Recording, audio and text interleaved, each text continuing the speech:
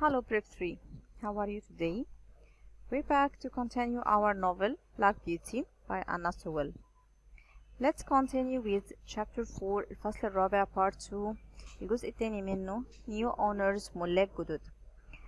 I was taken in a train to the town of Bath. أخذت في قطار إلى مدينة تدعى باث.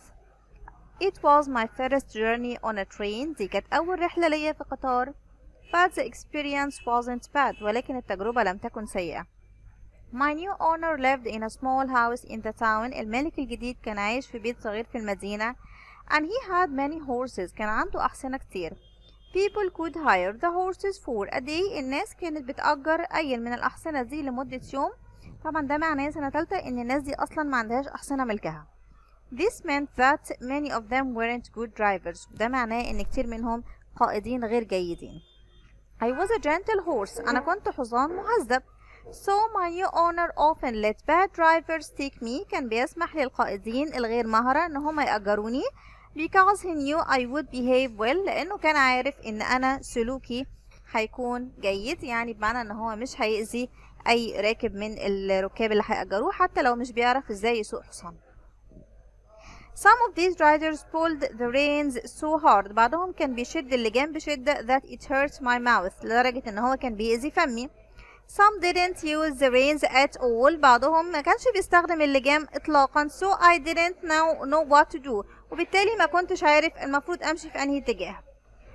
Others didn't understand that a horse cannot work when it has a stone in its foot.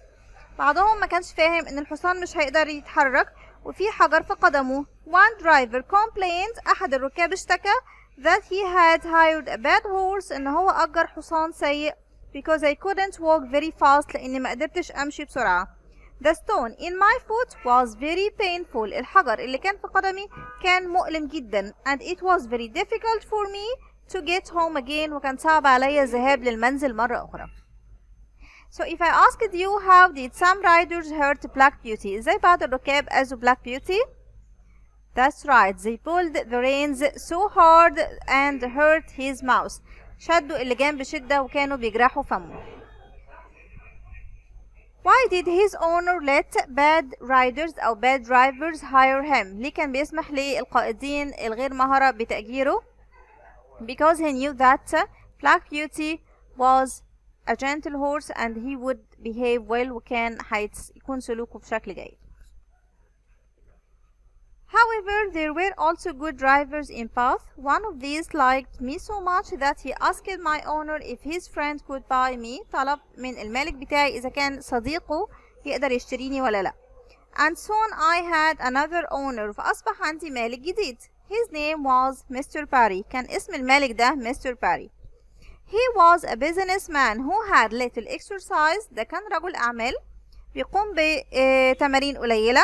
And his doctor advised him to ride a horse to keep him healthy. والطبيب بتاعه نصحه إنه يركب حصان علشان يحافظ على صحته.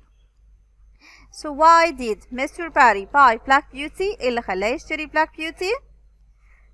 That's right, because his doctor advised him to ride a horse to keep him healthy. He had a helper. Mr. Barry كان عنده مساعد called Filcher. كان بيسمى Filcher to look after me and bought me the best food he could find. كان بيعتني بيا ويشتري لي أفضل طعام. Filcher was good to me. كان طيب معايا. And for a time ولبعض الوقت I was happy. أنا كنت سعيد. I didn't know then that my life wasn't going to be happy for long. في الوقت ده ما كنتش عارف إن حياتي مش هتكون سعيدة لفترة طويلة. Filcher began to give me less food each week. بدأ يقلل لي الطعام كل أسبوع. And I became hungry. بدأت أكون جعان. And I had less energy and started to feel exhausted all the time. بدأت أشعر بالإرهاق طول الوقت. When Mr. Barry visited a farmer friend in the country. لما Mr. Barry زار صديق فلاح في الريف. The friend said, Your horse doesn't look the same. Has it been ill? حصانك لا يبدو بنفس شكله. هل كان مريض؟ No, but Filcher told me that horses often have less energy in the autumn and that is nothing to worry about. Filcher قال لي إن الأحصنة بتكون طاقتها أقل في الخريف ومفيش داعي للقلق. That's not true, cried the farmer. صديقه قال له ده مش صح. If you buy good food for this horse, لو انت بتشتري طعام جيد للحصان ده, then it isn't eating it, something else is. فهو مش بياكله, في حاجة تانية اللي بتاكل الأكل. I suggest that you give this horse some good food. بقترح عليك تدي الحصان ده طعام جيد for the next few weeks. And I advise you to watch your helper. وبقترح عليك ان انت تراقب المساعد بتاعك. There are some men who will steal food even from an animal.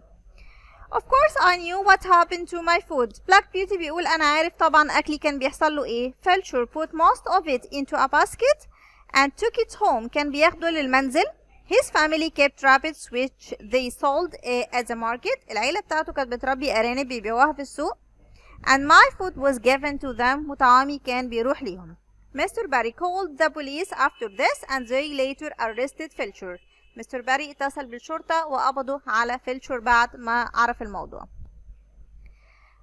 So why did Black Beauty feel exhausted all the time? ليه Black Beauty كان بيشعر بالتعب طول الوقت؟ That's right, because Felcher didn't feed him well. لأن فيلتشر ما كانش بيطعمه بشكل جيد.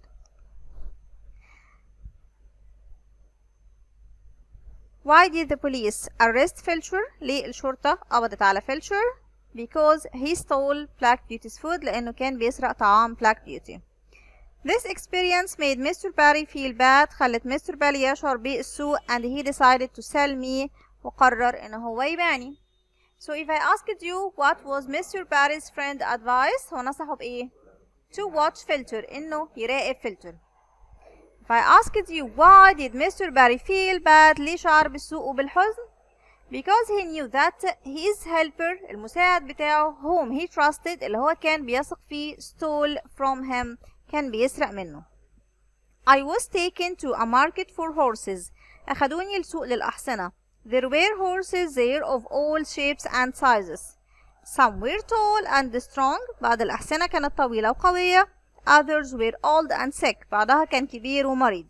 It worried me to see some of the horses who looked very thin. قلقني أني أشوف بعض الأحصنة نحيفة جدا. Would I be like that one day? ممكن أوصل للحالة دي في يوم؟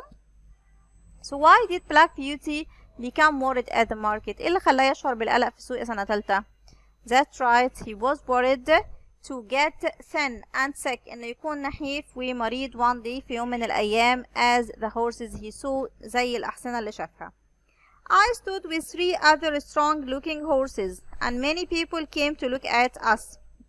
The men who thought about buying me, الرجال اللي كانوا بيفكروا يشتروني, opened my mouth, looked in my eyes and felt my skin. كانوا بيفتحوا فمي, ينظروا في عيني ويتحسسوا جلدي. طبعا الكلام ده عشان يتأكدوا من صحة الحصان اللي هيشتروه.